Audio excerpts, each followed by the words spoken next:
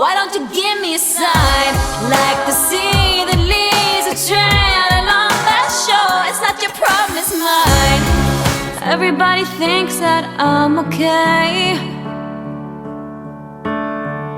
Sometimes I think I am too. I'm on the outside looking in. I'm waiting for the shockwaves to begin. Oh, won't you let me hold you for one time?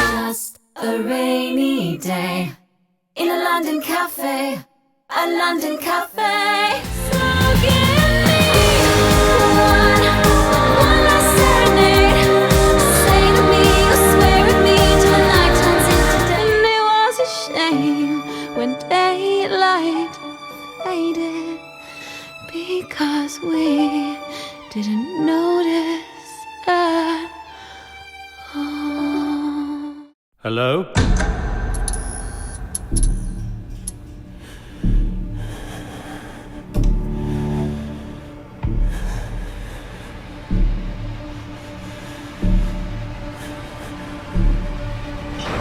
Hello, I'm Sophia Jessica, and welcome to the Fan Carpet. Well, I wouldn't say he's a monster. He's just he's a sweet, cuddly man, and it was lovely to be able to bring some new tools out of the box, so to speak, and rattle them around a bit.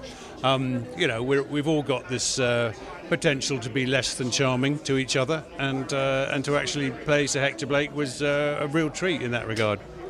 Well, you know, reading the scripts, which is obviously where it all starts, was a complete joy, because it totally surprised me. About every 2 or 3 pages you think you've got your head around what's happening, and then it changes direction. And then I watched Under the Shadow, is the film for which he won a BAFTA, and I realised what a fantastic filmmaker he is, and he's a real new voice. He absolutely builds on the great filmmakers of the past. He's got a nerdish knowledge of film history and film noir, thrillers, etc. But he's got his own take, and so I think I was very excited to work with him, collaborate with him on this.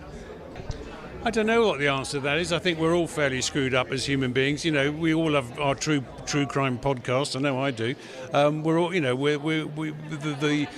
murder mystery thriller industry is massive, and so the way that that man behaves to his fellow man is always intriguing.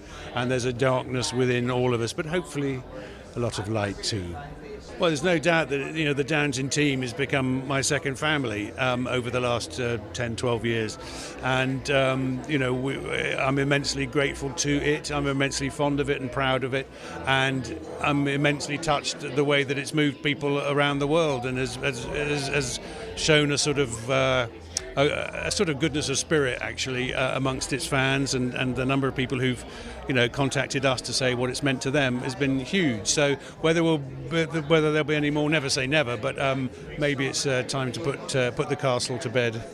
Well, really, it came out of the blue, like all good projects do. There's just a script that lands on your desk. You're very fortunate to be sent it, and it was a proper page turner, and I couldn't wait to see what happened next. And it was full of surprises and twists and turns, and you think it's going in one direction, suddenly it does a complete right turn and goes in another direction, and the character's vivid and different and interesting. And so it was in the days of lockdown, so Babak the director, and I spoke quite a lot on Zoom and talked about the character and the way that we might put it together, and then we finally got to make it, which was great. You may say it's a dark twist. Other people would say I'm finally revealing my true self. It was great fun. It's great fun because obviously, playing a character that you think is one thing, and then it turns out to be he's quite another. Was really good fun. Really good fun. I can't wait to see it with an audience tonight. It was terrific, and Babak is a very individual filmmaker, and like all good new filmmakers, he's got his roots in the past. He acknowledges the filmmaker and pays homage to the filmmakers of the past, Hitchcock, etc., but absolutely has his own defining stamp.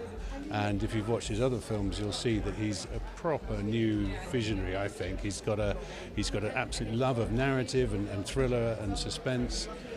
but also has quite a lot to say, in terms of society, and this film, does that as well. But first and foremost, it's a rollicking good yarn, and he and Kit, our DOP, a wonderful team of collaborators, using the camera with great imagination and wit and freshness. So I loved working with him because he's a new voice.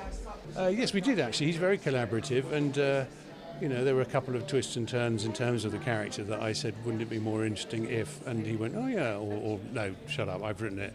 But a couple of the ideas he ran with, and I hope have added a little bit of texture. So he was a dream to work with because he was always open to the cast, this wonderful team of people, chipping in their ideas.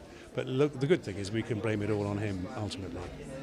I'd love to do something like this again. I mean, I don't know whether audiences will take to it, but it was a great departure from what people have been expecting of late. Certainly not Lord Grantham or Mr. Brown. So that was great. And what's coming next? I just finished a series called The Gold, which is all about the Brinksmat robbery of 1983, and that'll be out on BBC next spring. Thank you for watching The Fan Carpet. Please follow us on Facebook, Twitter and Instagram for more content next time. Rage. That was so liberating, so empowering. Do you want to know what happened?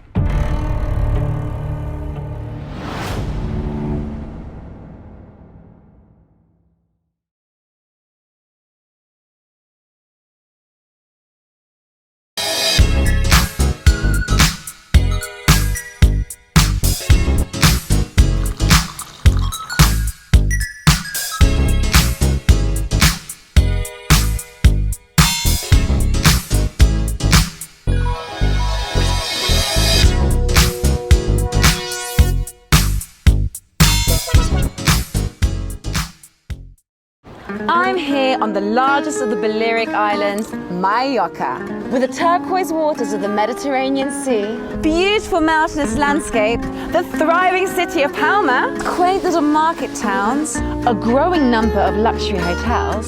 It's no surprise that the likes of Audrey Hepburn and Elizabeth Taylor like to holiday here. So come and join me as I take you round Mallorca.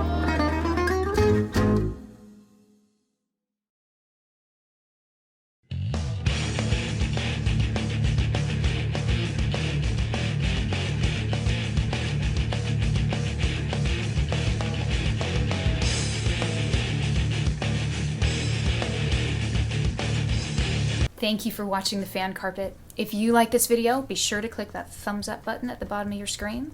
And also be sure to subscribe to the Fan Carpet YouTube channels. They're absolutely free and so much fun too. Be sure to check out the official website, thefancarpet.com. Also, you can follow us on Facebook, Twitter, and Instagram to stay up to date with reviews, competitions, the latest news, and so much more.